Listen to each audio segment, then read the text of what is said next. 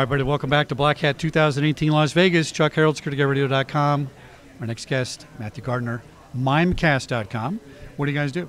Well, we're in the cyber resilience for email business. So we do things to help organizations prevent bad things from happening to their email, keep it up and running, and then get them into a recovery state as fast as possible. Now, resilience, I've heard this word in the last couple of years. It's kind of becoming more popular. It's really the only way to do it, because the old-fashioned way of patching a hole and going back and fixing it, they're always ahead of you.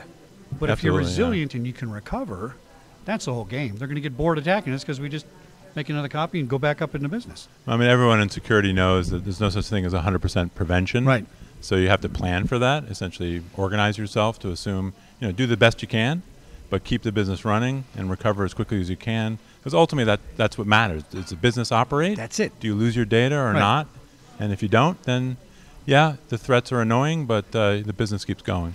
Now, back in the day when I was at Fox, internet was brand new in 1996. I can't remember the name of the company, but we manage your email for you. We do all these things. Nobody wanted it. Oh, no, my IT department can handle that. We can take care of that ourselves internally, right? And now we've gone from you have to have something like this. What percentage of our attacks are through emails? Is this the new thing or the old thing? It's kind of the old thing, but it's new again. Yeah. By some stats, 90%. 90%, wow. Yeah, it's more than 90% of all malware is delivered via email. 90%. And if it's not email, it's the web. Right. Yeah. Well, I got to say it's sophisticated, and I check everything, and every once in a while, I almost get caught by these guys. Like, oh yeah, let me check the web address on that. Wait a minute, that's not the address. So why is it so high, and why are people falling for it still?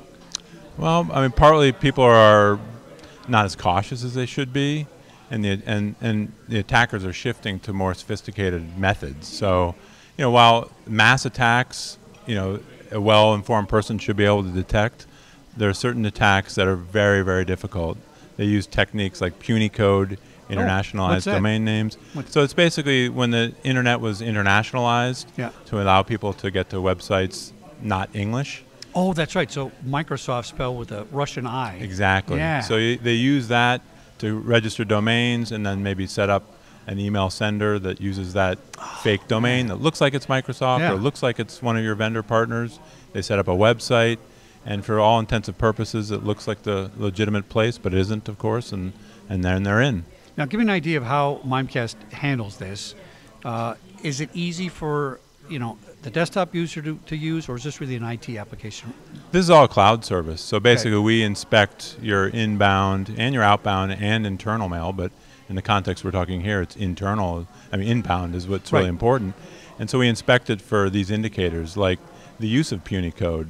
So we can convert an international character to an English character and compare against your business partners that you might do business with to see if someone's trying to spoof you, essentially. And then there are all other techniques you use.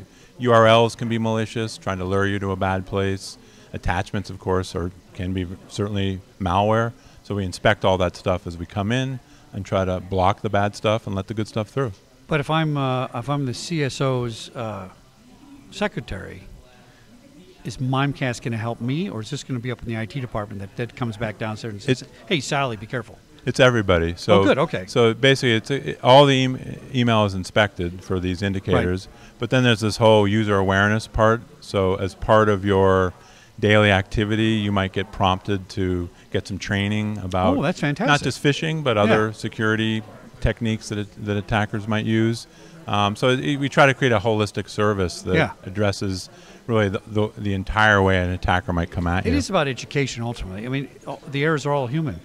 The machine's not making a bad code mistake usually. It's the error of the human saying doing something. True, but I mean, you can't also, there's no such thing as 100% human effectiveness either. So like anything, you got to do the best you can on a preventive control, but then back it up with a technical control or some business process that's resilient again to a hiccup, if you will, or an attack, so that you might try to build a resilient business, which is why we talk about resilience, in our service. Now, are there any email servers? I mean, they got Google and Yahoo that rule everything, right? And everybody's got a Gmail account or a Yahoo account, and there's other players. For consumers, Yeah, for consumers. Yeah. Where are more of the problems coming in on? Those sort of servers or your private Outlook? Where are the attacks coming from? Well, I mean, attacks are going after businesses. But a lot of for the businesses most kind of part. use a Gmail. Yeah, What do they you call use that? Office 365 Yeah. or they use Google Suite. And so what server you're using doesn't really matter. Okay.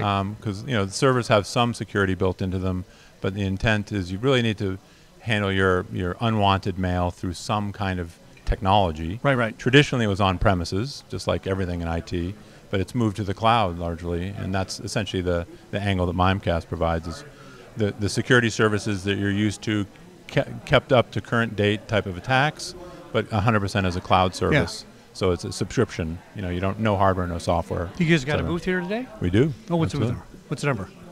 I think it's 1306. We better check that. Check it, but go find Mimecast out on the floor here at Black Hat. Matthew Gardner, Mimecast.com, Mimecast.com. One more quick question. What worries you the most about internet threats nowadays? We're not catching up from a defensive point of view. Okay. The attackers are moving faster. Organizations, while there's awareness is higher, the understanding good. of what to do is still not very high. Okay. And the small and medium businesses really have a big challenge. The bigger companies have the resources. Right. But the small and mediums, which is largely what we serve, just have a massive challenge in people, skills gap, technology, funding, all those sorts of things. I'm glad to hear you. I always ask people, what about the smaller companies? I'm glad to hear that you're on that level because that's where we're going to get nailed the most. I mean, that's really what the cloud can bring is Yeah. it sort of democratizes security controls and makes it more accessible. It's still not free, but it's a lot cheaper than doing it yourself and hiring your own people. Excellent. Matthew, thanks for coming on SecurityGuideTV.com. ASI is TV here at Black Hat 2018 Las Vegas. Thank you.